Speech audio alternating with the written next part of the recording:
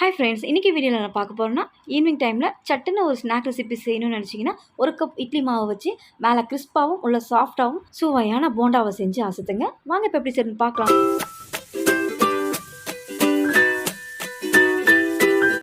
போண்டாவுக்கு முதல்ல மாவை ஊற விட்டுக்கலாம். பாத்திரத்தில் ஒரு கப் அளவுக்கு இட்லி மாவு கெட்டியான மாவாக எடுத்துக்கோங்க. ஃப்ரெஷ் மாவாக இல்லாமல் ஒரு நாள் புளிக்க வச்ச மாவாக எடுத்துக்கோங்க. இந்த இட்லி மாவில் உப்பு சேர்க்காமல் எடுத்துக்கோங்க. உப்பு சேர்த்தா மாவு தளர்வு கொடுத்துரும். கடைசியாக உப்பு சேர்த்துக்கலாம். இப்போ இது கூடவே 2 ஸ்பூன் அளவுக்கு அரிசி மாவும் 2 ஸ்பூன் அளவுக்கு ரவை.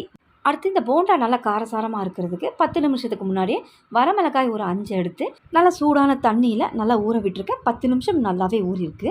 இப்போ இதை ஒரு மிக்ஸி ஜாருக்கு மாற்றிடலாம். நீங்கள் போண்டா செய்ய போகிறீங்கன்னா 10 நிமிஷத்துக்கு முன்னாடியே இந்த மாதிரி வரமிளகாயை ஊற விட்டுக்கோங்க. கூடவே ஒரு 6-7 பூண்டு சேர்த்து நான் இந்த அளவுக்கு தண்ணி சேர்த்துருக்கேன். அந்த மிளகாவை நம்ம ஊற விட்ட தண்ணியவே சேர்த்து ரொம்ப நைஸாக அரைச்சாலும் சரி தான், இந்த மாதிரி குறப்பாக அரைச்சாலும் சரி தான். இப்போ நான் இதை அந்த மாவில் சேர்த்துக்கிறேன். ரெட் சில்லி பவுடரும் நம்ம க்ரீன் சில்லியும் நம்ம டைரெக்டாக சேர்க்குறதோட இந்த மாதிரி மிளகாவை ஊற விட்டு அரைச்சி சேருங்க. நல்லா கலர்ஃபுல்லாகவும் இருக்கும், டேஸ்ட்டும் செமையாக இருக்கும். இப்போ இதை சேர்த்து நல்லா கலந்து விட்டுக்கலாம். இதில் பூண்டு சேர்த்துருக்கனால போண்டா நல்லா மணமாகவும் இருக்கும். மாவு நல்லா கலந்தாச்சு. இப்போ இது 10 நிமிஷம் ஊற விட்டுக்கலாம். இது மேலும் சுவை கூட்டுறதுக்கு ஒரு தாளிப்பு இதில் சேர்க்க போகிறோம்.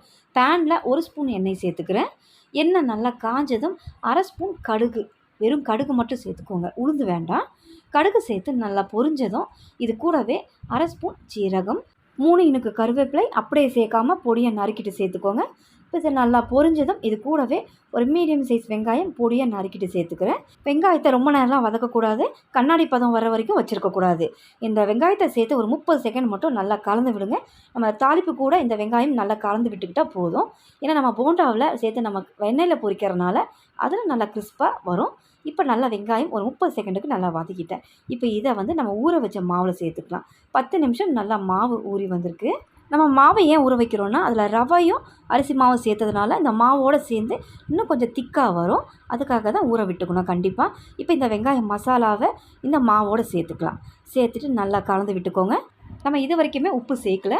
உப்பு முதலே சேர்த்துட்டா தளர்வாயிரும். இப்போ இதெல்லாம் சேர்த்துட்டு கடைசியாக உப்பு சேர்த்துக்கலாம். இந்த மாவுக்கு தகுந்த உப்பும் நம்ம கொஞ்சமாக இட்லி சோடாவை சேர்த்துக்கோங்க. அப்போ தான் கிறிஸ்பாக இருக்கும், எண்ணெய் குடிக்காமல் இருக்கும். நான் 2 பிஞ்ச் அளவுக்கு இட்லி சோடா உப்பு சேர்த்து கொஞ்சமாக தண்ணி சேர்த்து கலந்துட்டு இந்த மாவோடு சேர்த்து நல்லா கலந்துக்கோங்க. கரண்டியில் மிக்ஸ் பண்ணுறதை விட கையால் மிக்ஸ் பண்ணுங்கள். ஒரு 2-3 நிமிஷம் கைவிடாமல் நல்லா அடித்து விடுங்க. மாவை நல்லா கிறிஸ்பாக வரும் போண்டா. இந்த மாதிரி நீங்கள் மாவை கையால் அடித்து எடுத்திங்கன்னா. இப்போ மாவை நல்லா மிக்ஸ் பண்ணிக்கிட்டோம். இப்போ மாவை கையில் அப்படி எடுக்கும் போது கையில் கீழே விழக்கூடாது. இந்த மாதிரி இருக்கணும் மாவு. எண்ணெய் ஹை ஃப்ளேமில் வச்சு காய வச்சுக்கோங்க. மிதமான தீயிலையோ சிம்லையோ வச்சு போட்டோம் அப்படின்னா எண்ணெய் குடிக்கிறதுக்கு வாய்ப்புகள் இருக்குது.